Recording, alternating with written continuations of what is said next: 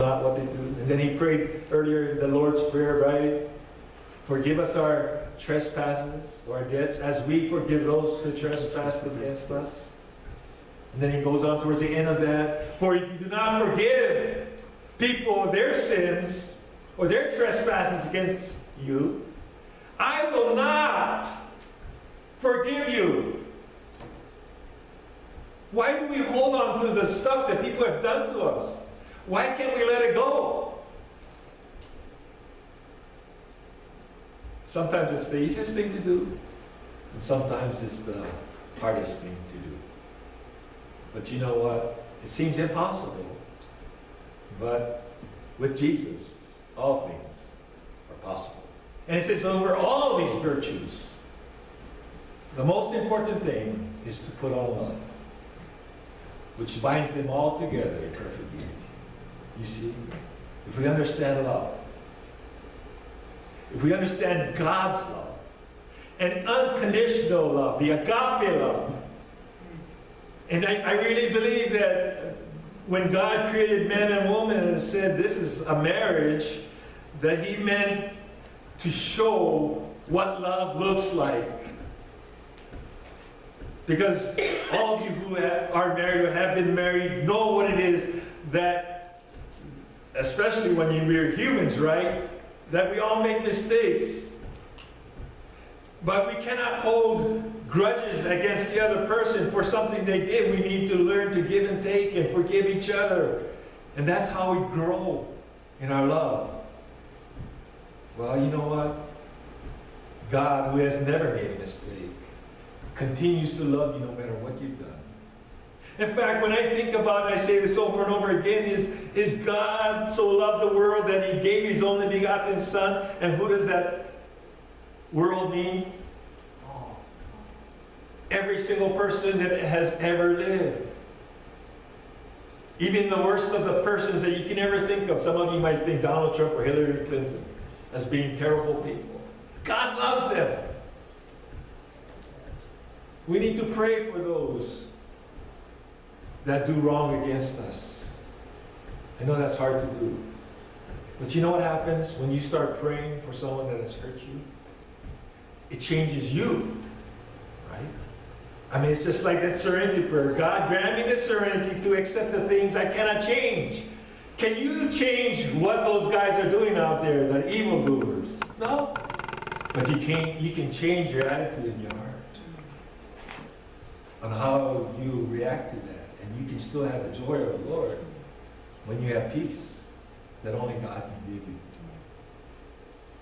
Ephesians, the 5th chapter, says to follow God's example, therefore, as dearly loved children, and walk in the way of love, just as Christ loved us and gave himself up for us as a fragrant offering and sacrifice to God. What does God smell when he looks down upon you? Right, in Romans it talks about to offer your bodies as a living sacrifice. This is your spiritual service of worship, right? Not being conforming to the patterns of this world, but be transformed. Be different. And you know, if we come to church and are just going through the motions and giving the offering and praying and all this, but our life is not reflecting who we are or supposed to be. I just heard this week, this guy told me that he went to this one church and they expect you to give 1/10. And sometime during the service, they'll stand up and say, well, so-and-so gave it $20,000. But this guy only gave $2,000. And he said also that, well, this guy owns a company, and actually the church owns the companies. He does it to avoid taxes. And it just grieves me to see that Christians will do things like this. What kind of example, what are we saying? And he stood up in the church and he spoke to them, and you know what? He got escorted out. How sad.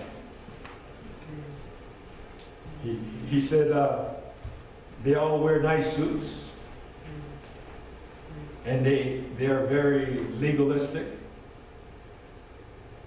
And I know this guy has tattoos and piercings. But you know, I told him that I used to be that way. I used to judge people. I've learned, who am I to judge? There's only one judge that can judge the heart. And you know, when I think about all the people that I've come in contact with, you don't know their past. There's some people that look like saints right now, but when they start giving their testimony of how they came to know the Lord, there's a lot of garbage back there that was pretty bad. But they changed because Jesus transformed them. And now they're living this life, putting on the new. They got rid of the old and they put on the new.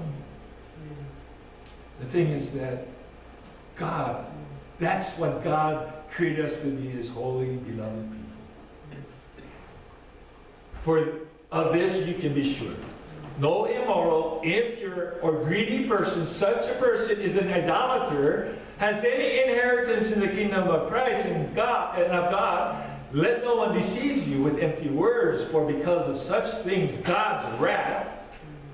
Nobody wants to talk about God's wrath. For because of such things God's wrath comes on those who are disobedient. Do you understand this? Jesus also said, I am the vine and you are the branches. If a branch does not bear fruit, what does he do? Prunes it. He cuts it off. Puts it in the pile and it dries up, and then what happens to that pile? It gets burnt off. There is the wrath of God. And I know you don't want to face God's wrath. It says, therefore, do not be partners with them. For you were again once darkness, but now you are light in the Lord. Live as children of the light. For the fruit of the light consists of all goodness, righteousness, and truth. And find out what pleases the Lord. Have nothing to do with the fruitless deeds of darkness, but rather expose them. It is shameful even to mention what the disobedient do in secret. But everything is exposed by the light, becomes visible, and everything that is illuminated becomes a light. How many of you had things that you kind of was bad, and things that you weren't very proud of? And you know, I've seen so many of that, you know, hush, hush, don't tell anybody, but you know what, everybody knew about it. One way or another, the truth comes out. And if you are living in darkness, and you think that nobody knows about it, you're fooling only yourself. Because if there's your friends don't know about it, there's one person that really matters more than just your friends, and that's God. He knows about what you're doing behind closed doors. This song that we chose for our